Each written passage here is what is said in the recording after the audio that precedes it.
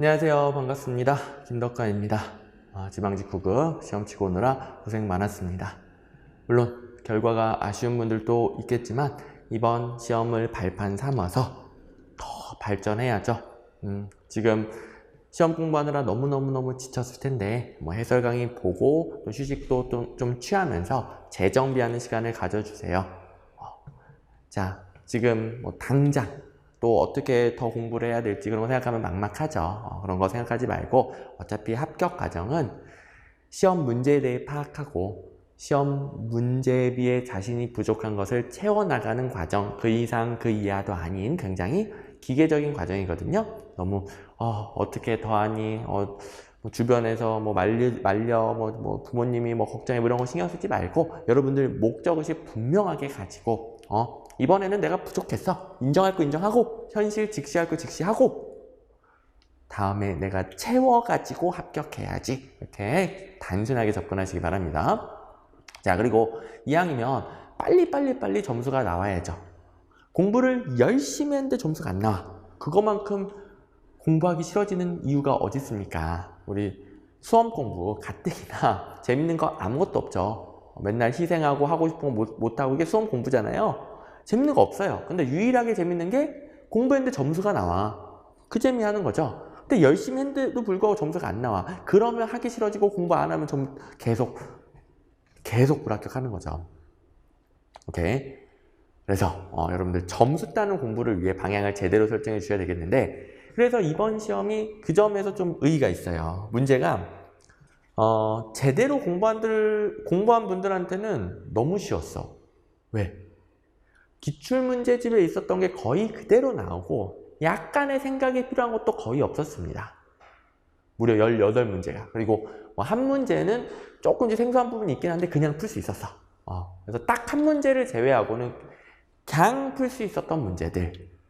그래서 90점, 95점이 제대로 공부하는 분들에게는 이렇게 수두룩한 점수일 겁니다. 실제로 제 네이버 카페 김덕관 행정학 들어가 보시면 지방직 90점, 95점은 수두룩하고 100점도 있어요. 심지어 이건 실질적으로 100점 맞기 어려운 문제가 하나 정도 있었었는데 그것도 100점을 맞았어. 요령껏 맞춘 거죠. 그건 찍어서 맞았든가 어쨌든 100점도 있어. 찍어서 맞았어도 95점을 맞을 수 있었기 때문에 100점인 거잖아요. 자, 근데 요 정도 시험에서 선생님 저는 그닥 점수가 왜 이렇게 안 나오던데요? 90점 그거보다 한참 안 나왔는데요? 이러면 자, 공부 시간이 부족해서 안 나온 건 괜찮지만 앞으로 채워가면 되니까 공부를 너무 많이 했는데 행정학도 너무 많이 시간 투자를 했는데도 안 나온 것이라면 공부방이 잘못된 거예요. 제대로 수정을 해야죠. 이번 시험과 제 해설 강의를 계기로 이것부터 제대로 잡으셔야 됩니다. 한 문제, 두 문제 해설 듣고 그런 게 중요한 게 아니에요. 앞으로 이걸 통해서 제대로 공부방향 잡고 제대로 공부하는 게 중요한 겁니다. 자, 이 제대로 공부한다는 건 뭐예요? 시험에서 점수 따는 공부하는 거죠. 자, 제가 평균적으로 9급 시험에서 기출문제에서 반복되어 출제된 비율 이렇게 잡아놓은 건데요. 일일이 다 9급 기출문제를 분석을 해서. 근데 이 기출문제라는 것은 여태까지 나왔던 수만 가지 기출문제가 아니라 제가 단원별 기출문제집에 넣어놓은 2000문제도 안 되는 그 기출문제 중에서 이것만 알아도 풀 수 있는 게 86.3%다 이렇게 적어놓은 거예요. 그럼 여러분들은 단원별 기출문제집의 결론만 알았어도 85점부터 점수가 시작하겠지. 이게 시작 점수. 그 다음에 평균적으로 이렇게 좀 생소한 문제나 아니면 누구도 풀 수 없는 문제, 100점 방정 문제라고 변별력을 위해 너무 많은 사람 100점 맞으면 안 되니까 변별력을 위해 두는 문제, 이런 문제가 조금 나오긴 하지만 이거 어떻게 푸느냐? 여기 있는 거 소거하고 기출문제 패턴상 정답이 아닌 거 소거하고 그렇게 정답률을 50%, 100% 이렇게 올려가면서 푸는 거예요. 오케이? 그래서 한 두세 문제가 나와도 다 틀리는 사람은 없어요. 그리고 요걸 제대로 공부한 사람일수록 정답률도 올라갑니다. 그러면 기본 점수 85점을 획득한 사람은 90점, 95점이 나온다는 거죠. 요걸 공부해야 90점, 95점이 나와요? 아니죠. 요걸 다 맞추면 90점, 95점이 나오는 거예요. 제발 이 메커니즘을 절대 잊으면 안 됩니다. 아니, 합격생들이 이렇게 합격하는데 어떻게 해? 있는 그대로 알려줘야지. 모든 것을 다 정리하고 이해하려고 하면 어떻게 되냐면 이 중요한 부분을 반복하지 못해요. 우리의 시간이 한정되어 있다는 것을 제발 생각하셔야 돼요. 우리의 시간은 한정되어 있어요. 중요하지 않은 것, 잡다한 것들 많이 건드릴수록 중요한 걸 반복하지 못해서 이게 안 나오는 거예요. 이거 대비하는 거 아닙니다. 행정학은 아주 조금의 범위에서, 그러니까 2000문제도 안 되는 범위에서 85점이 나오고 무한정한 범위에서 나머지가 나오는 건데 시험 범위 밑도 끝도 없이 넓히면 어떻게 된다? 여기서 틀려버린다. 점수 떨어진다. 아시겠죠? 이번 시험은 무려 이것도 넘어 90점어치가 여기서 나왔고 이번 지방직 9급 무려 90점어치가 여기 나왔고 여기서도 약간의 변형, 응용도 거의 없었어요. 생각이 필요한 것도 거의 없었어요. 생소한 문제 하나가 나왔는데 이것도 그냥 맞출 수 있었던 문제고요. 그다음에 100점 방지용 하나 있어. 20번 문제는 좀 풀기 어렵습니다. 20번 문제는 몰랐을 가능성이 높죠. 저도 뭐 20번 문제 어떻게 외워? 어떻게 외웁니까 이거? 이건 틀려도 괜찮은 거예요. 이걸 틀리고 95점 맞으면 되는 시험. 오케이? 근데 이런 걸 어떡하지? 이런 것까지 다 외워야 되나? 앞으로 요것 때문에 시험 점수가 낮다고 생각하고 여기에 초점을 맞춰버리면 점수 떨어지는 거예요. 자, 이번 시험 계기로 공방향 제대로 잡아야죠. 오케이. 자, 그래서 실질적으로는 이 문제 때문에 만점을 맞기는 어려웠지만 100점을 맞기는 어려웠지만 얘만 틀리면 되는 시험이라서 95점이 고득점 기준입니다. 뭐 만점도 95점, 고득점 기준도 95점, 그게 그거네요. 그 다음에 분발 대상 엄청 높죠. 왜냐? 이건 그냥 맞출 수 있었단 말이에요. 뭐 여기서, 그러니까 이 19문제 중에서 이거 맞추고 여기서 2문제, 그 다음에 요거 하나 틀리게 되면 85점이죠. 그래서 여기서 2문제 이상 틀리신 분들은 기출문제 집에 있는 걸 해독해야 돼요. 그래서 기출문제집 기계적인 해독해서 결론을 남겨주셔야 됩니다. 그리고 제발 전부 다 이해하고 문제에 적용하려고 하지 마세요. 그렇게 공부하면 안 돼요. 학문을 하는 공부하고 시험 공부하고 착하면 안 돼요. 학문은 최다 이해하려고 노력하는 거죠. 그게 5년이 걸리든 10년이 걸리든 20년이 걸리든. 근데 시험 공부는 문제 푸는 거란 문제. 이거 다 이해하는데 10년 걸리고 행정학 10년 걸리고 다 이해했다 쳐도 문제 안 풀려요. 뭐 시험 공부는 문제의 결론 암기하고 결론에 맞춰서 거꾸로 이해하는 거예요. 결론을 도출할 수 있을 정도로만 딱 그만큼만 이해하는 거예요. 왜? 우리의 시간은 무한하지 않다니까. 10년 공부할 거예요? 아니죠? 아니죠?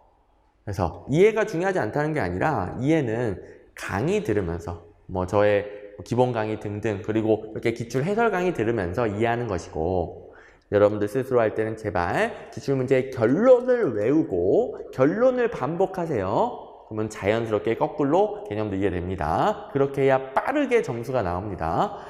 시험 공부에서 점수 안 나오면 할 말 안 난다고 그랬죠? 점수가 나오면 할 맛이 나고 꼭 점수 따는 공부를 하셔야 돼요. 그리고 점수가 나와야 합격하잖아요.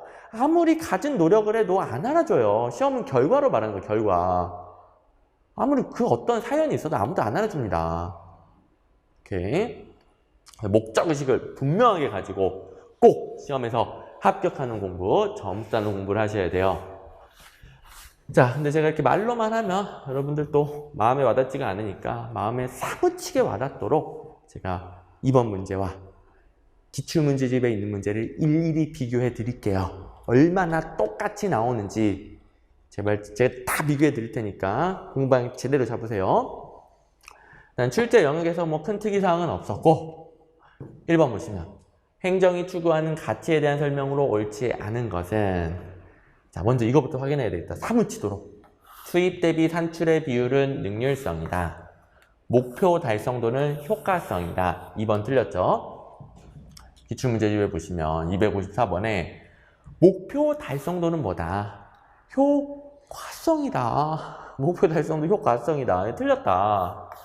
목표 달성도 여기에는 비용 내지 투입이 없어요. 자 보세요. 투입이 들어간 건 효율성, 능률성. 목표 달성도만 나타내는 건 효과성. 이런 문제가 기출문제집에도 그 관련 틀린 선지로도 여러 개 있고 제 기출문제집에 보면은 원래 문제도 있고 같은 출제 포인트인데 약간 문장이 다른 거, 똑같은 걸 연습할 수 있게끔 제가 관련 틀린 선지로 넣어놨죠. 여러 개 있고, 그 다음에 심지어 이 문제는 올해 서울시 추가채용 9급 문제 나왔던 거예요. 아니, 올해 시험 보는데 올해 나왔던 문제 정도 한 번쯤 봐야 될 거 아니에요. 그만큼 이렇게 많이 나오는 거예요. 물론 이것만 알아도 푸는 거지만 얼마나 많이 나오는지 보라고요. 투입에 대한 산출의 비율 효과성이다. 똑같네. 오케이. 자, 그럼 좀 느껴지죠? 여러분들한테 왜 그런지 이유를 설명하라고 안 한단 말이에요. 오케이. 뭐랑 뭐를 구분할 줄 알면 돼요. 있다는지 없다는지 외우면 돼요. A인지 B인지 외우면 되는 거예요. 그렇죠? 자, 이해가 필요한 것들은 강의를 들으면서 스스로 할 때는 결론 남기. 다른 것도 확인해 보시면 합리성은 궁극적인 목표 달성을 위한 최적의 수단을 찾는 것이라고 하죠. 민주성은 대외적인 차원, 대내적인 차원 나눌 수 있는데 대외적인 건 국민의 참여, 대내적인 건 행정 조직에서의 참여죠. 관료의 참여. 그다음에 형평성을 수평적과 수직적으로 나눌 수 있는데 수평적은 동등한 것은 계속 동등하게, 수직적은 동등하지 않은 것을 다르게 취급해서 결과적으로 평등을 맞춰 나가는 거죠. 결과적으로 평등. 수평적, 수직적. 그다음에 2번. 대표 관료제에 대한 설명으로 옳지 않은 것은, 대표 관료제 문제, 이것도 여러분들이 사무치게 느끼도록 틀린 선지부터 한번 비교를 해볼게요. 자, 옳은 선지 중에서는 OX가 판단 안 되는 게 있어도 전혀 상관이 없어요. 이거 4개, 객관식에서 이거 4개 다 알아야 문제 풀어요?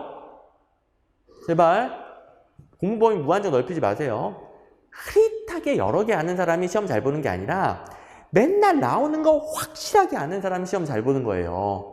그래서 다른데 어려운 게 있었다 하더라도 2번 실적주의의 패단을 시장하기에 등장하였으며 역차별 문제가, 여기도 틀렸는데 역차별 문제가 생길 수 있다. 역차별 문제가 생길 수 있다. 자, 일단 둘 다 있지만 한번 볼게요. 자, 잘 보세요. 지금 지방이 9급 역관주의의 패당을 시정한다. 땡. 기출문제지. 1131번. 역관주의 인사제도의 폐단을 극복한다. 땡. 너무 똑같지 않아요? 이거 왜 실적주의예요? 실적주의 폐단은 뭐 있었어요? 중요하긴 해. 실적주의 폐단은 중요해요. 하지만 이 문제 풀 때 필요해요? 안 필요해요? 안 필요해요. 다른 데는 필요하지만 안 필요해요. 결론이 외워져 있어야 되겠고 뭘 외우면 된다. 모든 걸 싹 다 찾아서 외운다. 기출문제집에 있는 거 먼저 외운다. 오케이. 그다음에 그 외에도 이 문제 외에 지금 여기 역차별 문제가 발생할 수 있다. 이런 것들도 여러 군데에서 나오죠. 그다음에 다른 것들은 좀 어려운데 대표 관료제에서 소극적 대표성이란 3번 사회의 인적 구성 비율을 관료제에 그대로 반영하는 걸 말하죠. 그러니까 출신 집단을 반영하는 거죠. 전체 사회의 인구 구성적 특징과 가치를 반영하여 관료제를 구성합니다. 이게 소극적 대표성인데 적극적 대표성은 실제로 자기 집단의 이익을 대변하는 거예요. 자, 이게 출신 집단으로 뽑는 거라면 이건 실제로 자기 집단을 대변하는 거죠. 이게 이어져야 대표 관료제가 돌아갑니다. 대표 관료제가 이런 거잖아요. 출신 배경을 뽑으면 자기 출신 집단을 대변할 것이다. 그 말이 소극적 대표가 적극적 대표를 촉진한다. 이어진다는 가정을 하는 거예요. 자, 이 가정하에 성립하는 겁니다. 그래서 이 부분이 비판을 많이 받죠.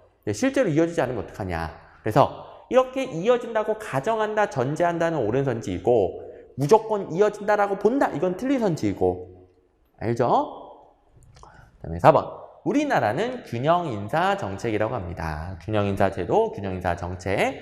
그래서 제가 우리나라의 균형인사 정책은 대표 관료제적 성격이다 라고 수도 없이 말했고 시험 문제에도 나올 것이다 라고 했는데 작년부터 균형인사 정책이 단어가 시험에 등장하고 있죠. 올해 서울시 추가 채용에서는 이거 직접적으로 틀린 선지 출제를 했고 이 문제는 문제 푸는 데는 지장은 없지만 계속 등장하고 있다는 거 챙겨두시고 우리나라 균형인사 정책을 물어봐도 대표 관료제랑 똑같이 풀어주시면 됩니다.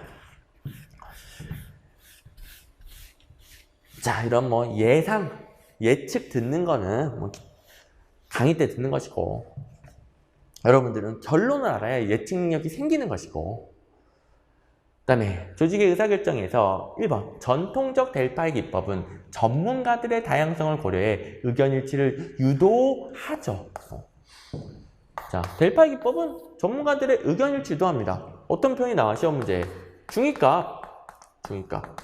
제가 기출문제집에 넣진 않았지만 의견일치를 유도한다 라는 표현도 17년도 서울시 구급문제인가 있어요. 또 똑같은 게 있어. 제가 뭐 그거랑 똑같은 문제가 있어가지고 제가 넣진 않았지만 어쨌든 여러 군데서 나오는 게 델파이 기법은 전문가들의 의견일치를 유도한다.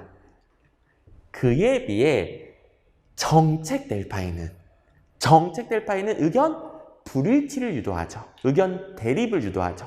비교하면서 엄청나게 배웠었죠. 보세요. 자, 일단 이 문제 자체는 지방직 구급 문제인데 서울시 구급 문제에서 똑같은 게 나왔어요. 그래서 합쳐놨는데 약간 표현 차이가 있는 게 여기에는 의견일치 유도라는 단어가 명시적으로 들어가 있고 여기에는 이 문제 전문가들 대상으로 설문을 반복하여 특정 주제에 대한 합의를 도출한다. 여기서 이게 델파이 분석이다 이렇게 고르는 문제이고 여기서 전문가들 간에 합의 도출한다 이런 식으로 의견 일치 유도를 이런 식으로 좀 간접적으로 표현을 했어요. 근데 이것만 가지고는 뭐 제대로 공부할 수는 없으니까 밑에 거 보시면 정책 델파이는 불일치나 갈등을 유발하고 있는 의견들을 중시하면서 의견 대립을 유도하죠. 그에 비해 델파이는 의견의 중위값을 통계적으로 처리한다. 이런 게 있죠. 그래서 이게 델파이, 이게 정책 델파이. 그래서 이 문제에서 요 선지는 틀린 선지. 이건 델파이니까. 정책 델파이가 아니라 그냥 델파이니까. 의견의 중위값, 중간값, 일치하는 의견. 오케이. 이건 뭐 수도 없이 모든 강의에서, 그것도 기출문제에서 봤던 거죠. 그리고 자, 그 다음에 2, 3, 4번 아주 쉽습니다. 현실 세계에서는 완벽한 합리성이 안 되죠. 제한된 합리성. 3번 브레인스토밍 과정 중에는 타인의 아이디어를 비판하거나 평가하면 안 되죠. 가장 자유롭고 창의로운 의견을 모은 거기 때문에 브레인스토밍 과정에는 비판 안 하고 의견 개발 끝나고 비판, 평가에 들어가게 되죠. 4번 집권화되어 있다. 기능을 중심이다. 기능 중심 구조가 관료제 구조죠. 다 최고 관리자가 주도합니다. 나머지는 어마어마하게 쉬운 거. 그 다음에 4번 보시면 정책 환경의 불확실성을 극복하는 대처 방안 중 소극적 대처 방안. 제가 여기다가 기출문제 써놓은 거는 기출문제 집에 있는 것만으로도 해결할 수 있는 거. 맨날 배웠던 거. 근데 생소한 문제 이렇게 써놓은 것은 기출문제 집에는 없는 거. 근데 생소한 문제는 그러니까 기출문제 집에 없다는 소리지. 전부 다 못 푸는 문제는 아니다. 얘도 이제 그냥 풀 수 있는 문제인데요. 앞에서 제가 한 문제 생소한 문제 있고 그냥 풀 수 있다라고 그랬죠. 아무리 봐도 답 4번 아닐까요? 불확실성을 극복하는데 적극적인 방법도 있고 소극적인 방법도 있어요. 당연히 지연이나 회피 극복 안 하는 거잖아요. 거의. 이런 게 이제 소극적인 거 아닐까요? 이렇게 풀어주시면 되겠고요. 이걸 일일이 찾아서 이해하고 외울 필요 전혀 없습니다. 기본 강의 시간에 이런 거 배우긴 하죠. 근데 기출문제집에 없다는 것은 그만큼 문제로 거의 안 나온다는 소리예요. 중요도 C급 이하입니다. 그리고 몰라도 푸니까 제가 굳이 안 넣어도 되는 거고요. 아무리 비교해봐도 얘가 가장 소극적. 우리 객관식 사지선다에서는 이런 테크닉 있잖아요. 가장 정답인 거 고르기. 4개 중에 가장 정답. 비교하면서 4개 중에 가장 정답. 웬만한 분들은 다 풀었을 겁니다. 그러니까 이제 카페에 100점들이 쓰도록 하지. 자, 보시면 상황에 대한 정보의 획득, 정책 실험의 수행, 협상이나 타협 이런 것들은 불확실성을 아예 감소시키는 거예요. 불확실성을 아예 감소시킨다, 제거하는 게 적극적인 방법이고 불확실성을 어쩔 수 없다라고 보는 게 소극적인 방법이에요. 이건 이제 어쩔 수 없다고 보고 나중에 하자 이래버리는 거죠. 자, 이런 이해는 강의 들으면서 하는 거 맞는데 저랑 같이 하는 것인데 여러분들은 여기에 대해서 크게 신경 쓸 필요는 없다. 그냥 듣는 거 참고만 해두시고 그 다음에 이런 게 왜 불확실성을 줄일 수 있느냐. 상황에 대한 정보가 많아지면 불확실성 줄어들죠. 여러분들도 시험에 대한 정보, 시험 문제에 대한 정보 유출되면 좋겠죠. 불확실성 줄어들죠. 정책 실험의 수행, 내가 시험에서 몇 점 나올까? 모의고사 쳐보면 대충 사이즈 나오잖아요. 불확실성이 줄어들죠. 협상이나 타협. 제발 시험 문제 어디서 내주세요. 이게 가능하다면 당연히 불가능하지만 협상이나 타협을 통해 시험 문제 이거 내주세요. 된다면 불확실성이 어마어마하게 줄어들죠. 근데 뭐 요 정도 이해했으면 끝난 거예요. 더 이상 지금 공부할 필요 없습니다. 오케이. 5번 광역행정. 자, 광역행정하면 개념은 자치단체 간 수평적인 협력이죠. 넓은 범위의 협력입니다. 1번 기존의 행정구역을 초월해 더 넓은 지역을 대상으로 행정을 수행하고요. 그러면 규모의 경제가 있겠네요. 규모의 경제는 그냥 클수록 좋다 이렇게 배웠잖아요. 규모의 경제 있다. 자, 2번 행정권과 주민의 생활권이 일치된다. 이건 별말 아니고요. 주민의 생활권이 요새는 넓어졌잖아요. 뭐 자기 다른 지역으로 출퇴근하고 서울에서 경기도에 서울 막 이렇게 출퇴근하고 하잖아요. 주민의 생활권이 넓어졌으니까 행정권도 그에 따라서 넓어지는 게 좋겠죠. 광역행정 방식이 그걸 일치시키는 방식 중에 하나겠죠. 그다음에 지방자치단체 간의 균질한 행정 서비스. 그렇죠. 각각 따로 노는 게 아니라 넓은 범위의 협력을 하니까 균질적인 행정 서비스 제공에도 도움이 됩니다. 자, 기출문제집에 있는 거랑 비교를 해보시면 규모의 경제 확보, 행정 서비스 동질화. 똑같은 거 있죠. 2번 규모의 경제 그대로 있네, 표현이. 이거 풀어봤으면 그냥 기계적으로 푸는 문제. 그리고 제가 기출문제집에 넣어놓은 문제는 이런 해경, 간부 이런 거까지 풀어야 돼. 그러지 말고 넣어놓은 문제는 출처, 연도, 불문하고 다 봅니다. 어떤 시험이든 언제든 나올 수 있는 것만 제가 넣어놓은 거예요. 그러니까 똑같이 나오잖아요. 출처, 연도, 불문하고 다 보세요. 제발. 제가 엄선한 겁니다. 엄선. 6번 옴부즈만 하면 입법부 소속으로 행정에 대한 통제 기능을 합니다. 스웨덴에서 처음 시작됐어요. 그래서 스웨덴 다른 국가로 바꿔서 좀 내죠. 그 다음에 국가별로 상이해지긴 했는데 최초 스웨덴식은 입법부 소속이었어요. 근데 이제 우리나라는 국민권익위원회가 옴부즈만을 평가받는데 행정부 소속이고 국무총리 소속입니다. 행정부 소속이면서 대통령도 아니고 국무총리 소속입니다. 이거 뭐 어마어마하게 나왔던 주제죠? 그 다음에 헌법기관도 아니에요. 일반적으로 옴부즈만은 헌법기관이거든요. 우리나라는 아닙니다. 자, 비교해보시면 여러분들이 사무치게 느껴야 돼. 우리나라 옴부즈만 제도인 국민권익위원회 헌법상 기관이 아니야. 법률상 기관이야. 이렇게 옳게도 나와 있고, 옴부즈만 우리나라의 경우 국민권익위원회인데 대통령 아니야. 정답도 똑같아. 심지어 대통령 아니야. 국무총리야. 똑같이 나와 있고 어떻게 공부해야 되는지 알겠죠? 여러분들 기출문제는 그냥 족보란 말이에요. 족보. 아니 시험 문제 족보가 없으면 모를까.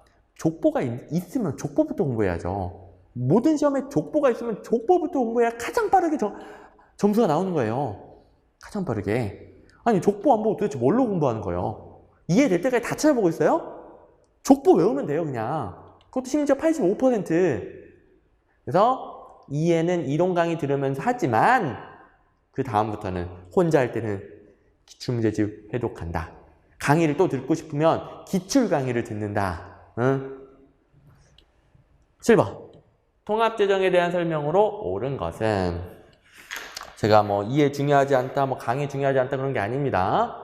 강의를 통해서 이해할 수 있어요. 그러니까 적절히 활용하되 스스로 공부할 때 제발 기출문제 중심으로 하라고요. 강의는 자기 약점에 맞춰서 활용하는 것이고. 그 다음에 통합재정에 대한 설명을 옳은 것은 이거 통합재정 더럽게 어렵잖아요. 하지만 문제는 너무 쉬워요. 통합재정에 대해서 여러분들이 완벽하게 이해하지 않았어도 다 포함한다 맞다. 이 중에서 하나 포함하지 않는다 틀리다. 중앙정부, 지방정부 다 포함한다 맞다. 지방정부 포함하지 않는다 틀리다. 내부거래 차감한다 맞다. 포함한다 틀리다. 총계 틀리다. 승계 맞다. 요거 하면 푸는 거란 말이에요. 결론만 알면 돼. 결론만. 정답은 1번이 되겠고요. 자, 통합재정 어렵습니다. 근데 간단하게 제가 이해시켜주면, 자, 엄마가 아빠에게 용돈을 줬어. 그러면 가족 전체적으로 돈 쓴 거예요? 안 쓴 거예요? 안 쓴 거죠. 안 쓴 거죠. 실제로 쓴 돈이 아니죠. 가족 전체적으로. 그러면 이 국가에서도 국가기관끼리 서로 돈을 줬어. 주고받고 했어. 실질적으로 국민에게 돈 썼어요? 안 썼어요? 안 썼죠. 통합재정은 실질적으로 국민에게 쓰는 돈을 파악하려는 거예요. 그래서 엄마랑 아빠를 다 한꺼번에 계산합니다. 한꺼번에 해야 내부적 엄마가 아빠한테 준 돈은 실질적으로 안 쓴 돈이 되잖아요. 실제 국민에게 쓴 돈만 지출로 처리가 될 거 아니에요. 그래서 통합하는 거예요. 통합. 최대한 크게. 그래서 일반에게 특별하게 기금을 다 포함합니다. 그러면 엄마가 아빠에게 돈을 줘도 엄마가 나한테 돈을 줘도 가족 전체적으로는 돈을 쓴 게 아니에요. 공공기관 뭐 중앙정부 다 포함하고요. 지방정부도 포함합니다. 중앙정부가 지방정부에 준 돈 국민에게 쓴 게 아니에요. 최대한 포함하는 거예요. 이런 게 이제 출제 포인트로 나오고. 3번 국민의 입장에서 느끼는 정부 지출 규모가 통합재정의 초점이에요. 국민의 입장에서 느끼는 지들끼리 주고받는 거 말고 국민에게 주는 거. 그럼 이제 내부 거래 뭔지 모르겠지만 내부래 내부 차감해야지. 내부에서 이렇게 왔다 갔다 하는 거 내부에서 이게 다 내부 거래예요. 내부에서 왔다 갔다 하는 거 빼야지. 차감해야죠. 내부 거래에 대해서 여러분들이 정확하게 이해해야 푸는 게 아니란 말이에요. 근데 내부 거래는 뭐예요? 내부 거래 예시는 뭘까요? 이러고 있으면 안 돼요. 내부 거래 차감한다. 맞다. 내부 거래 포함한다. 틀리다. 이거 해야 돼요. 이거. 이렇게 뭐 사례 막 찾아볼 시간에 10번 읽으세요. 그 다음에 순계. 총계는 실제로 사용 가능한 돈 말고 전부 다 기록하죠. 예를 들어 세금을 100억 걷었는데 세금 걷을 때도 돈이 들어가죠. 100억 걷으면서 10억을 썼어. 총계는 플러스 100 마이너스 10 다 씁니다. 순계는 야 100억 걷어봤자 10억 썼잖아. 90. 실제로 사용 가능한 건 뭐예요? 90. 그러니까 당연히 순계. 뭐 이렇게 이해할 수는 있어. 이해할 수는 있지만 이건 강의 들으면서 하는 거고 여러분들 혼자 할 때는 총계 틀려 순계 맞아. 총계 틀려 순계 맞아. 이거 하라고요. 10번 이렇게 하라고. 여러분들 이해를 통해 자연스럽게 암기 됐으면 좋겠죠. 그런 것도 있어. 그런 것도 있는데 거기에만 집착하면 안 된다고요. 이해가 안 되면 반복해서 암기라도 해야 돼요. 이해할 시간이 없으면 반복해서 암기해야 돼요. 자, 기출문제집에 다 있죠? 다 있어. 어디 갔니? 일반에게, 특별에게, 기금 다 포함한다. 뭐 세입, 세출의 자금은 짜투리 돈이니까 신경 쓸 필요 없고 3개 다 포함한다. 내부거래와 보전거래. 보전거래도 그냥 내부거래 일종이에요. 내부거래, 보전거래 제외한다. 맞고 포함한다. 틀린다. 다 있죠? 중앙재정, 지방재정, 지방교육재정. 중앙정부, 여기가 지방정부 다 합쳐서 다 포함한다. 아까 지방자치단체 뺀다 그러면 틀린다. 총계 틀리다. 순계 맞다. 총계 틀려 순계 맞아. 총계 틀려 순계 맞아. 이렇게 공부하라고요. 그래야 빨리빨리 점수가 나오지. 여러분들 합격해야 되잖아. 합격.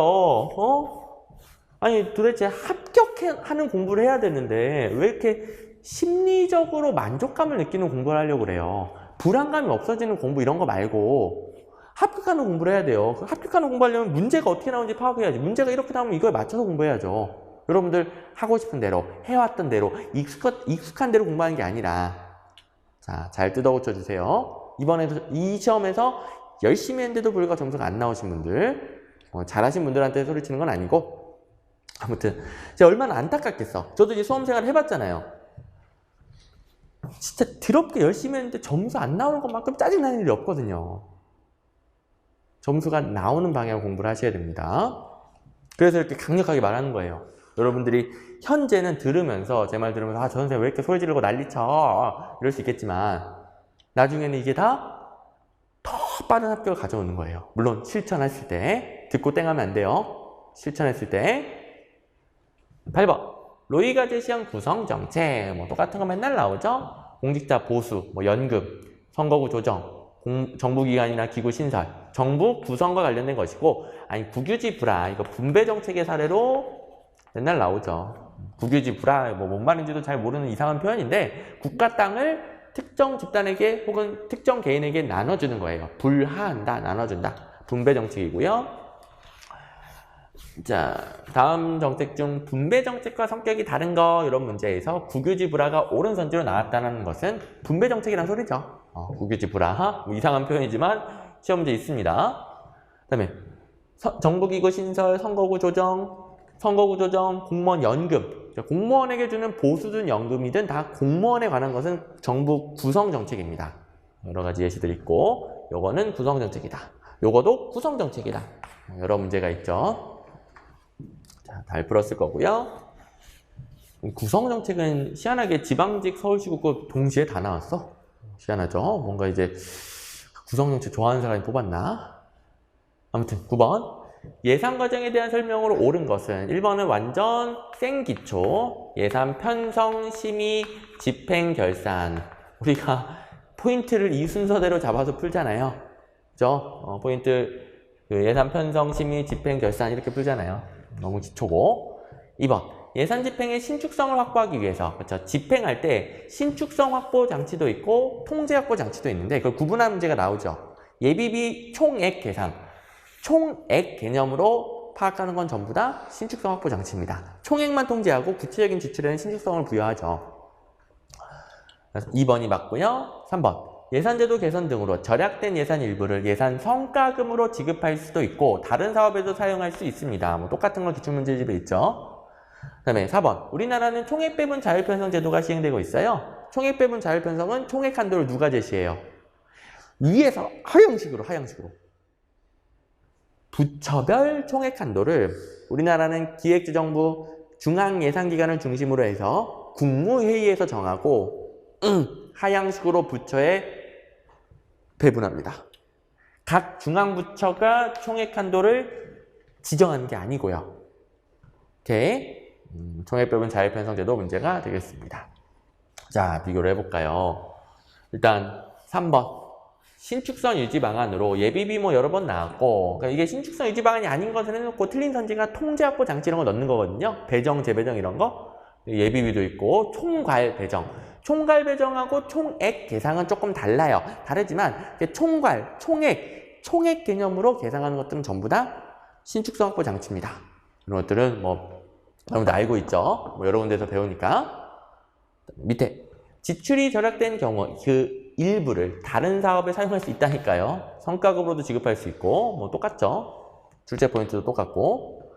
그 다음에 각 중앙부처가 지출 한도를 제시한다. 아니죠. 각 중앙부처가 지출 한도를 제시해요. 아니면 지출 한도는 각 중앙부처에게 하향식으로 배분돼요. 총액배분 자율편성 하향식 배분이라니까요. 이거 심지어 작년 지방직 구분 문제예요. 작년. 똑같은 게 또 나왔어. 작년. 그리고 제가 지방직 구급 8개년도 변형 문제로도 이 기출문제도 설명해주고 변형 모의고사로도 연습시키고 다 했던 것들이죠. 오케이. 10번. 2016년 이후 정부 조직의 변화. 요거는 문재인 정부 조직 개편 사항인데 다행히 18년도 서울시 7급 추가 채용에서 이미 나아졌고 저도 기출문제집에 넣어놨기 때문에 이거 지워서 다 풀었죠. 4번 몰라도 돼요. 4번 알아야 푸는 문제 아니에요. 4번 몰라도 돼요. 4번 왜 자꾸 이렇게 틀린 선지로 활용이 되느냐. 문재인 정부 조직 개편에서 4번 사항, 4번과 관련된 그러니까 환경부로 물관리를 일원하는 사항인데 환경부 물관리 일원하라고 할게요. 요것을 뺐었어요. 처음 조직 개편에서 뺐었어요. 근데 지금은 일원화가 됐습니다. 뭐 이런 것들은 뭐 뉴스에도 나오긴 한데 어쨌든 그걸 몰라도 1, 2, 3번을 지우면 된다고요. 게다가 이거는 단순히 물관리 일원화가 아니라 뭐 이상한 관할권 나오고 어디에서 어디로 이런 구체적인 정보까지 물어봤어. 이걸 어떻게 외워? 어떻게 다 외워? 그냥 문재인 정부 조직 개편 사항으로서 우리 맨날 대비했던 거 있잖아요. 그거 지우면 되는 거예요. 4번 모르겠다 그럼 4번 하자. 그리고 물관리 환경부로 일어나 그거 들어왔어. 환경부로 일어나면 뭐 이렇게 반대로 가야 되겠지. 반대로. 뭔지 모르겠지만 반대로. 여기서 자, 잘 보세요. 틀리는 메커니즘 알려드릴게요. 자기가 아는 걸로 풀어야 되는데 자기가 모르는 데서 고민하면 틀려요. 어떤 분들은 그 질문으로 선생님 저는 환경부 물관리 일원화를 알고 있었어요. 환경부 물관리 일원화를 알고 있었어요. 알고 있었어요. 근데 틀렸어요. 이걸 못 봤다는 거지. 이걸 못 봤다는 거지. 모르죠. 어떻게 해요 이런 것까지 다. 그래서 이상했어요. 요걸 못 봤으니까 이상했어요. 그래서 옳다고 생각을 했어요. 자, 이걸 못 봤다는 거랑 옳은 거랑 뭔 상관이에요 도대체. 여러분들이 아는 건 뭐였다고요? 지금 실제로 질문이에요. 실제 학생의 질문이에요. 저는 환경부로 물관리 일원화는 알고 있었어요. 그럼 이 방향으로 가야지. 이 방향으로. 이것과 상관없이 이 방향으로 가야지. 환경부로 일어나니까. 그렇죠? 그렇게 풀어야 되고, 많은 분들이 여기서 걸렸나 봐. 행정부의 외청. 그냥 18부 5청, 17청 중에서 17청을 갖다가 어떤 부의 외청이라고 그래요. 그 부와 독립적인 청이잖아요. 소속은 예를 들어 행정안전부 소속으로 소방청이 신설되었긴 하지만 청은 독립성이 강해요. 그래서 외청 뭐 이런 표현을 쓸 뿐이지 그냥 청이에요. 청. 가끔 요걸 이제 못 봐가지고 이상하다고 생각한 분이 있는데 이게 더 이상하죠. 그것도 환경부로 일어나를 알고 있었던 입장에서 더 이상해야죠. 나머지 중소벤처기업부, 국가보훈처 장관급으로 격상 이런 것들도 다 나왔었고, 자 작년 문제 다 있었죠. 기출문제집에도 있고, 중소벤처기업부, 그다음에 소방청을 행정안전부 산하에 두었다. 이게 외청을 두었다예요. 이 문제는 여기가 틀린 문제긴 하고요. 그다음에 국가보훈처 장관급 다 있죠. 그러니까 지워서 풀면 되겠고, 그다음에 요거 출제 당시에는 환경부가 물관리 일원화를 담당하였다. 이게 틀리게 출제됐었어요. 출제 당시에는 틀린 산지인데 18년도 문제잖아요. 그 이후에 물관리가 일어나됐습니다. 이거는 제가 뭐 강의라든가 아니면 18년도 기출문제 모음집에는 이 18년도 문제 들어가겠죠. 그러면서 기출문제 해설집에 요거 일어나되었다 이렇게 결론을 또 알려주고 뭐 여러 군데에서 언급했던 거니까 알고 있었을 것이고, 물론 몰랐다 하더라도 문제 푸는 데는 전혀 지장이 없다. 요것 몰라가지고 틀리는 거 아니다. 그쵸? 자, 그 다음에 적어도 뭐 기출문제집에 있긴 하지만 적어도 작년 문제는 여러분들이 직렬 불문하고 한 번씩 봐야 되잖아요. 작년하고 예를 들어 올해 시험 직전에 있는 올해 문제, 그 1년 문제를 한번 봐야 되잖아요. 제가 추천하는 것은 최신 기출문제는 시험 직전에 자신의 직렬 위주로, 뭐 지방직이면 지방직, 국가직이면 국가직, 뭐 다 세부 직렬 위주로 한 3에서 5개년도 정도를 본다. 근데 1년치, 직전 1년치는 다 보는 게 좋겠죠. 고에 있었던 거 계속 반복되니까. 그래서 제가 기출문제집 해설집으로 따로 내주잖아요. 단원별 기출문제집 외에 1년짜리 기출문제 모음집 해설집으로 내주죠. 거기에 보면 그런 것들 이제 활용하면은 이런 변화도 체크할 수 있기는 해요. 근데 어쨌든 그게 중요한 건 아니지만. 오케이. 그다음 11번. 직업공무원제에 대한 설명으로 옳지 않은 것은 너무너무 전형적인 문제죠. 젊고 유능한 인재가 일생을 바쳐서 공무원만 하도록, 그러니까 전문 직업 분야를 만든 거죠. 폐쇄적 임용을 합니다. 그래요? 계속 이렇게 계속 밑에선 들어오는데 같은 사람들이 계속 가는 거예요. 평생 동안 계속 갑니다. 그러면 이제 똑같은 사람들이 계속 가니까 공무원 집단이 보수화될 가능성이 높아요. 원래 고인물이 썩는 거 아니에요. 그래서 보수화될 가능성이 높고, 여기는 이제 이걸 이제 못 봤다 하더라도 얘는 완전히 틀렸지. 요걸 못 골라내면 망하죠. 전문 행정가가 아니라 일반 행정가주의. 제가 계속 이렇게 승진시키잖아요. 일반 행정가주의죠. 다양한 업무를 두루두루 하도록 한 게 직업공무원제입니다. 전문 행정가 틀리다. 뭐 어마어마하게 나오죠. 자, 직업공무원제는 폐쇄형이고 일반 행정가고, 폐쇄형이고 일반 행정가고 엄청나게 많이 나오는 패턴입니다. 그리고 장기 근무 장려하겠죠? 그래서 행정의 계속성과 일관성도 높고, 여기 뭐 어디 갔니? 이게 안정성도 높고, 그다음에 행동 규범을 유지한다? 이거는 똑같은 사람들이 계속 가니까 그들끼리 규범을 유지하겠죠. 4번. 이게 그 유동이 없어.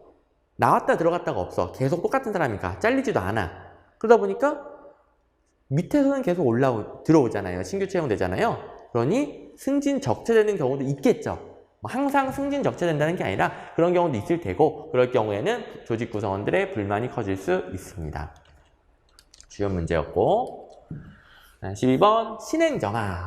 신행정학 문제에서 아주 감사합니다. 문제가 나왔네요. 신행정학은 정치행정 일원론적 이론이다. 후기행태론이잖아요. 후기행태론. 자, 옛날 이원론, 일원론 논의를 지금 뭐 신행정학, 뭐 행태론, 후기행태론 등등 더 나중 이론에 무작정 적용하면 안 된다고 그랬어요. 이 옛날 이원론, 일원론 논의는 엄청나게 단순한 논의이고 뭐 신행정학 이런 건 새 일원론으로 불리죠. 그래서 무작정 적용하면 안 되는데 문제를 거꾸로 냈을 때 신행정학은 이원론이냐 일원론이냐 뭐에 가깝니? 이러면 당연히 일원론이라고 해야지. 당연히. 둘 중에 뭐 흑과 백 중에 뭐 이러면 단순하게 내면 보시면 15년도 서울시 7급에서 신행정학 정치행정 1원론보다 2원론에 가깝다. 땡! 똑같은 거 있죠.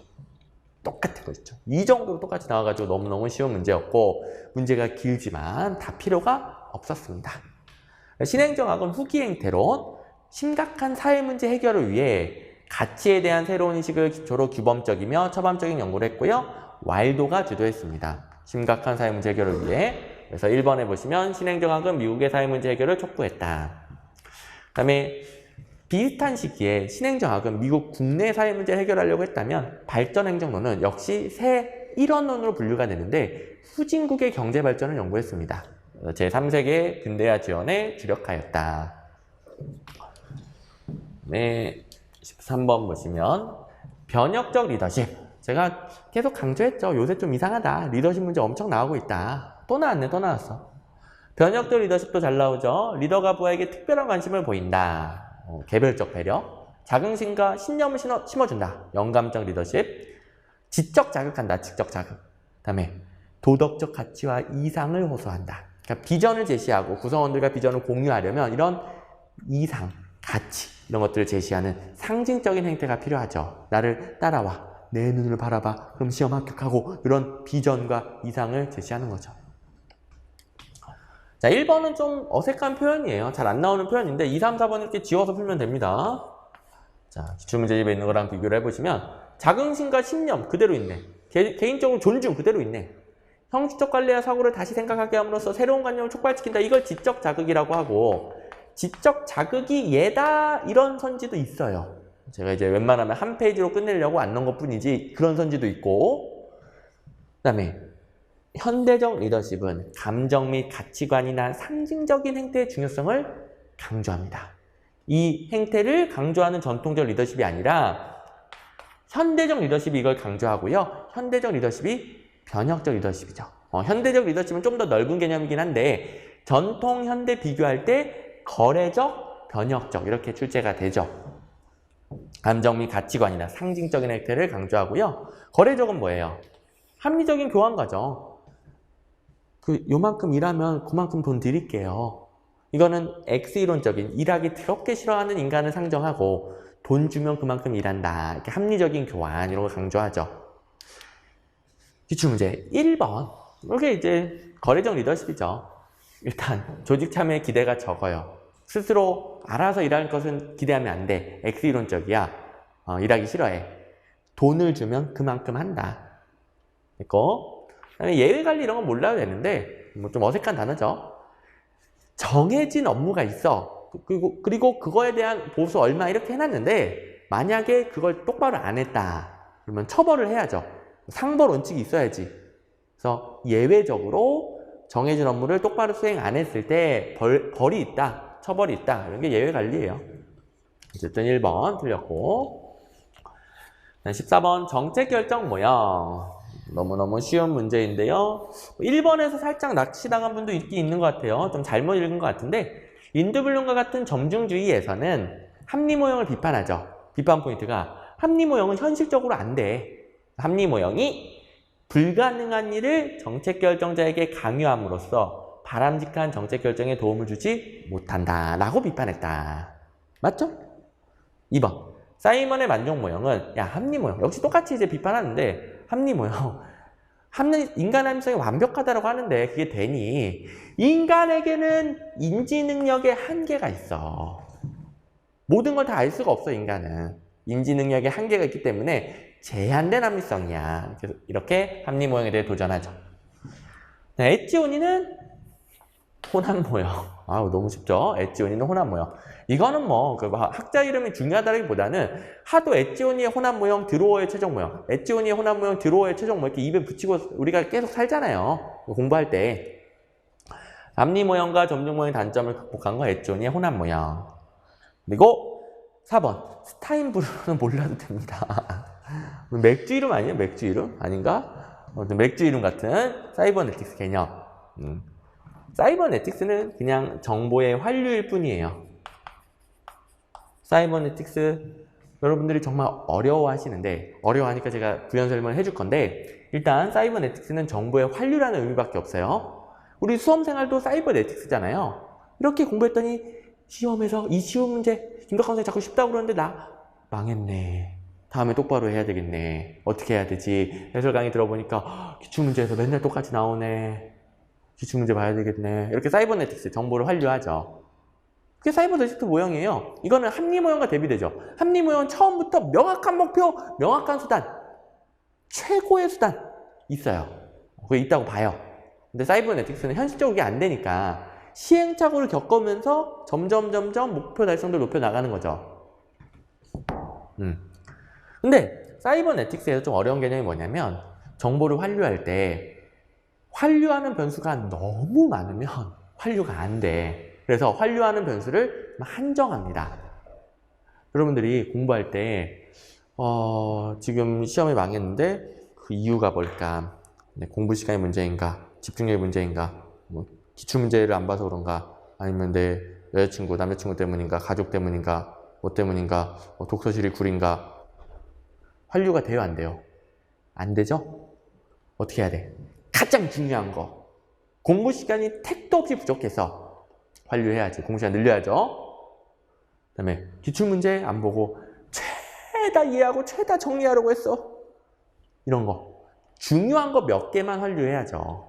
그래야 빨리빨리 고칠 수 있죠. 사람이니까. 사람이 어떻게 모든 걸 다 따집니까?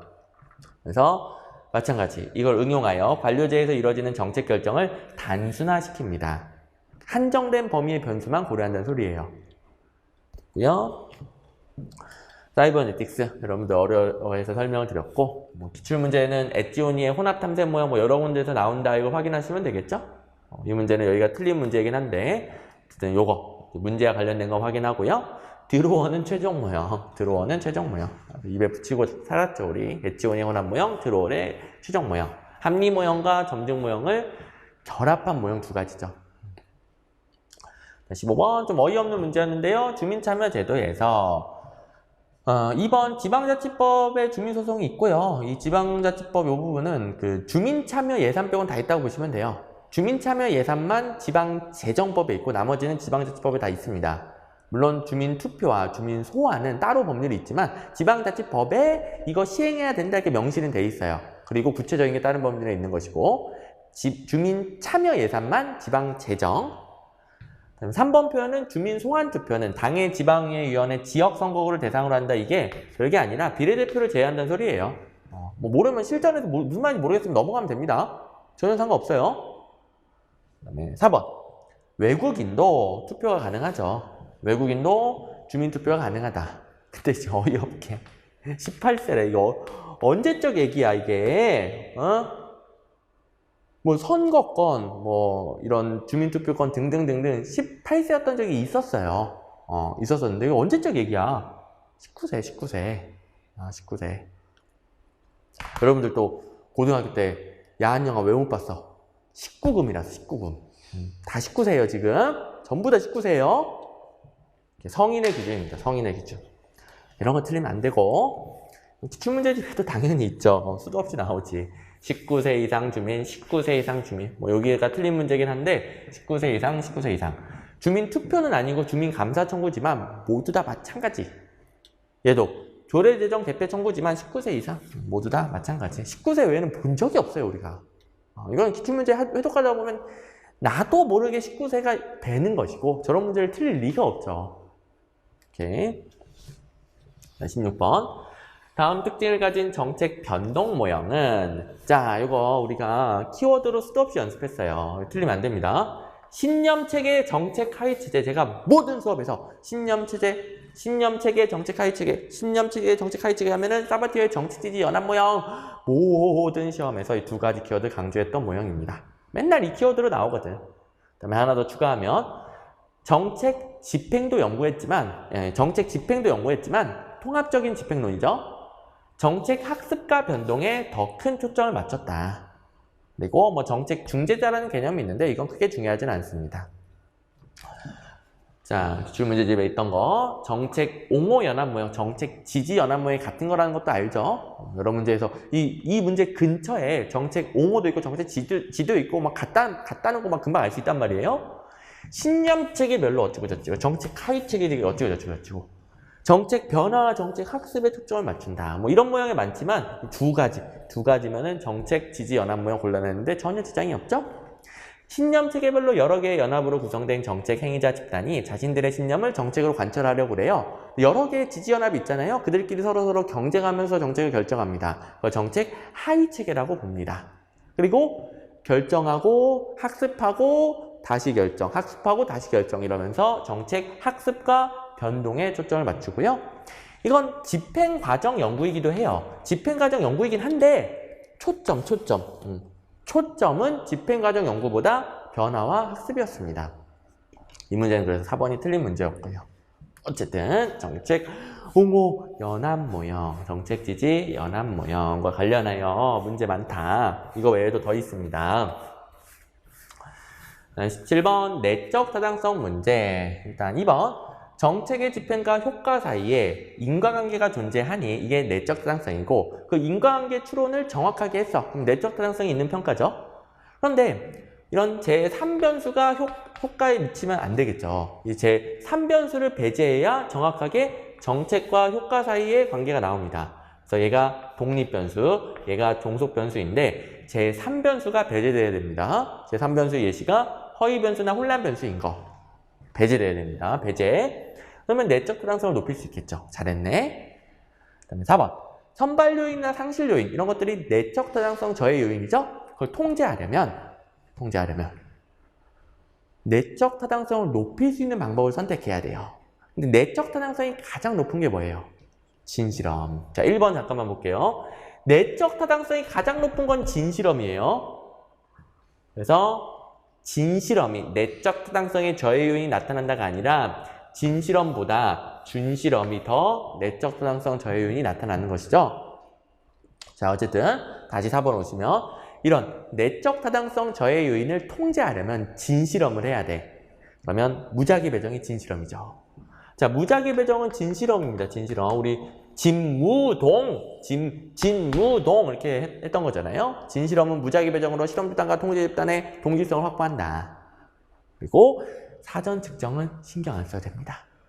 자, 이런 걸 통제하기 위해 준실험에서도 내적 타당성 그러니까 진실험에 비해서는 내적 타당성이 떨어지긴 하지만 준실험에서도 내적 타당성을 높이려고는 하겠죠. 그 방법 중에 하나가 사전 측정이고요. 이걸 통해서 점수를 매기고 짝짓기 배정을 해요. 이런 걸 비동실적 통제 집단 설계라고 하는데 이건 몰라도 됩니다. 그냥 사전 측정 어쩌고저쩌고 했다. 준실험인가 보다 하면 됩니다. 또 이것과 전혀 상관없이 그냥 문제 풀면 됩니다. 어차피 1번에 너무너무 명확한 틀린 선지가 있으니까 모르는 거 붙잡고 있으면 안 되고. 자, 너무너무 많이 나왔다. 자, 진실험, 준실험 얼마나 어려워요. 근데 내적 타당도가 뭐가 더 높니? 진실험이 더 높습니다. 이거 알면 그냥 푸는 거잖아요. 기출문제집에도 있고 내적 타당도 저해 요인이 발생하는 건 준실험 쪽, 내적 타당도가 더 높은 건 진실험 쪽. 오케이. 비교하는 결론만 알면 된단 말이에요. 진실험, 준실험 여러분들 설명 못 해도 돼요. 제발 결론 외우고 그에 맞춰서 거꾸로 이해한다. 그리고 결론을 암기하다 보면 자연스럽게 그에 맞춰서 이해도 되고요. 18번. 공무원 근무 성적 평정. 1번 별로 중요하지 않은 게 나왔는데요. 실적 능력뿐만 아니라 적성 근무 태도도 평가합니다. 당연하죠. 뭐 여러 가지 평가하죠. 이건 제한이 없고. 2번. 평정 대상자가 자신의 근무 실적을 스스로 보고하도록 하는 거. 이게 중요한 건 아니에요. 거의 안 나와. 근데 중요사건 기록법이 아니라는 걸 확실히 알 수 있죠. 중요사건 기록법은 그냥 중요한 사건을 기록하는 거잖아요. 평정 대상자가 스스로 평가하는 게 아니고요. 2번은 자기평정법이라고 하는데 중요하진 않습니다. 틀렸다는 것만 알면 돼요. 4번 우리나라 직무성과계약제 4급 이상 5급 이하가 근무성적평가. 원래 이름은 성과계약 등 평가제인데 아직도 직무성과계약제 이런 표현 낸다고 하긴 했죠. 직무성과계약제에서 이름이 성과계약 등 평가제로 바뀌긴 했어요. 시험 문제는 계속 나온다. 서울시 그것도 이 표현으로 냈더만 아무튼 4급 이상이고 여기 알면 푸는 것이고 이렇게 지워가지고 3번 고르시면 되겠고 뭐 대비 오차 유명한 오류는 아니에요. 시험 문제도 거의 언급되지 않았던 오류인데 내용이 어려운 건 전혀 아닙니다. 다른 사람과 대비했을 때 오차가 날 수 있어요. 예를 들어 평가를 하려면 객관적으로 그 사람의 능력과 실적을 평가해야 되잖아요. 근데 객관적인 능력이 욕이라고 가정했을 때 옆에 더럽게 잘하는 놈이 있네. 너무 잘해. 얘랑 너무 비교돼 보여. 점수를 낮게 주는 거죠. 객관적인 능력 여긴데 더럽게 못한 애가 옆에 있네. 얘보다 너무 잘해 보여. 이뻐 죽겠어. 얘에 비해서 점수를 높게 주는 거예요. 이런 대비오차 평정 대상자를 다른 평정 대상자와 비교, 대비함으로써 발생한다. 뭐 특별한 문제 없죠? 그러면 3번을 골라주시면 되겠고요. 기출문제랑 비교를 해보시면 자, 맨 위에 문제는 여기 비율은 다 틀렸습니다. 요새 이렇게 비율이 정해져 있는 건 아니고 비율은 자율적으로 정할 수 있어요. 근데 보시면 태도 들어가잖아요. 비율은 틀렸지만 태도는 들어갑니다. 그래서 이 해설에도 뭐 비율만 틀렸다고 되어 있어요. 태도 이런 건 다 들어가는 것이고 중요사건 기록법은 해당 사건에 대해서 어찌저찌고 중요한 사건을 그냥 기록할 뿐이에요. 자기가 스스로 평가하는 게 아니고요. 중요사건 기록법이 뭔지야 뭐 여러 군데 나오죠. 해당 사건에 대해서 서로 토론도 하고요. 그러면서 태도와 직무 수행을 개선할 수 있고요. 밑에 우리나라 4급 이상의 성과계약 등 평가, 5급 이하의 근무성적 평가.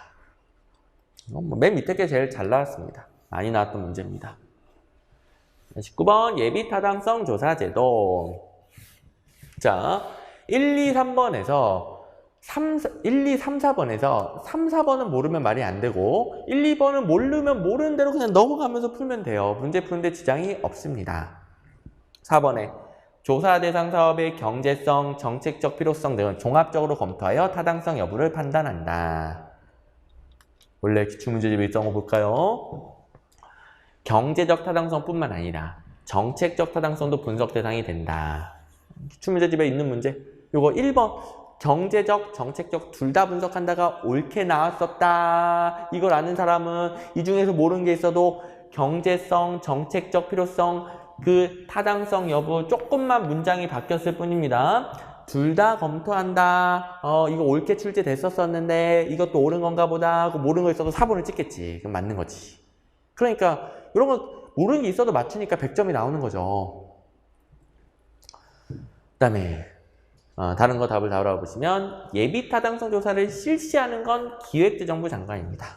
이것도 중요합니다. 자, 기출문제집에 있는 거 사업 주무부처가 수행한다 틀렸고 여기 중앙정기관장이 수행한다 틀렸고 기획재정부 장관이 한다. 이건 나왔던 거니까 기출문제집에 있는 거니까 이런 것들은 모르면 안 되고 그 다음에 2번 신규 사업 중 총 사업비가 500억 원 이상이고요.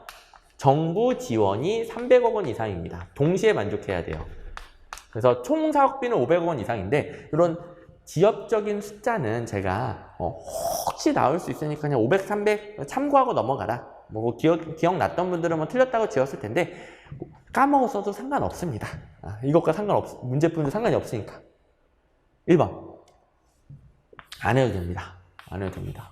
1999년인가 그래요. 안 해도 됩니다. 이런 거.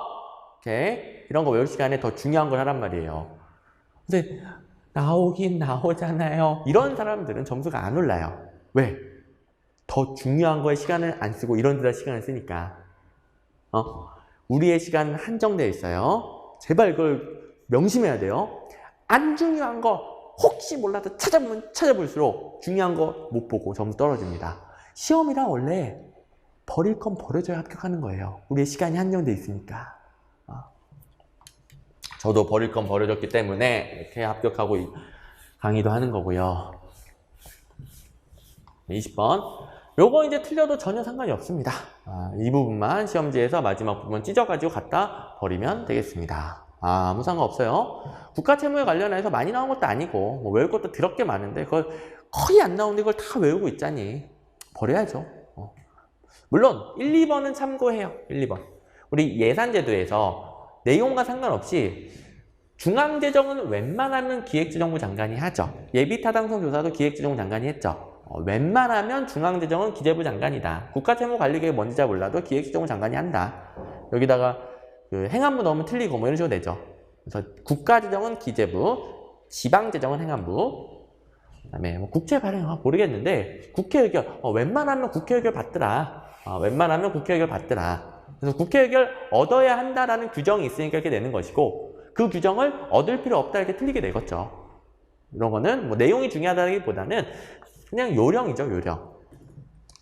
근데 3, 4번 몰라도 전혀 상관없고요. 국채의 종류 저도 몰라요. 왜? 시험에 안 나왔었으니까. 그렇다고 이게 앞으로는 유력한 주제냐? 아니라고요. 찢어버리면 된다고요. 국고채, 재정증권 포함되고 외환, 평형, 채권, 주택 무슨 채권 있어요. 외환, 평형, 주택, 재정증권, 국고채. 안 찾아봐도 됩니다.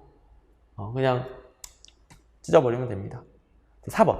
제가 이제 실제 시험에서 이 문제를 만났으면 4번을 찍었을 것 같아. 왠지, 이 국채 비율. 4번을 지웠을 것 같아. 왠지, 우리나라는 욕해야 맞거든요. 국가 채무 비율이 다른 나라보다 낮대. 채무 비율이 낮대. 욕이 아니잖아. 좋은 거잖아. 그죠? 그래서 4번 이렇게 풀었을 것 같아. 근데 이런 식으로 맞춘 사람이 꽤 있는 것 같아요. 그러니까 100점 있는 거지. 오케이? 우리나라는 욕해야 맞거든. 이것도 사실 기출문제 패턴을 지우는 거죠. 기출문제에서 우리나라 욕하는 거 치고 틀린 선지가 없어. 그죠? 채무 비율 낮다. 욕 잘했죠. 채무 비율, 이게 욕이구나. 욕이 아니구나. 낮다니까. 저 같으면 이걸 찍었을 것 같아. 저 같으면 이걸 찍었을 것 같아. 왜냐면 욕이 아니니까. 채무 비율 높다고 해야 욕이지. 제가 마지막에 말을 잘못했네요. 이걸 찍었을 것 같아, 나 같으면은. 근데 어쨌든 이걸 잘 피해가지고 이거 찍으신 분들이 있죠. 어떻게 100점 맞았지? 신기하네. 저도 이거 틀렸을 것 같은데. 저는 4번 했을 것 같아요, 이거. 어쨌든 95점 맞았으면은 실질적인 만점이고요. 100점 맞으신 분들은 정말 신기한 거고요. 어쨌든 여기서 기출문제집에 있었던 것 중에서 틀린 분들은 정말 반성하고 여기 있는 걸 완벽 대비해 주시고, 생수한 문제 이거는 중요도는 높은 거 아닙니다. 그냥 뭐 누구나 풀 수 있는 문제이고 찢어버리면 되는데 선지 1, 2번 살짝 참고하고 찢어버린다. 이렇게 대비해 주시고, 자, 제가 일일이 다 비교해 줬습니다. 왜? 그래야 여러분들이 마음에 사무치게 느끼고 공부 방향을 바꿀 수 있으니까. 그동안 했던 게 잘못됐으면 바꿔야 되는데 이게 쉽지가 않거든요. 바꾸려면 이렇게 느껴봐야 돼. 진짜 저렇게 나오는구나.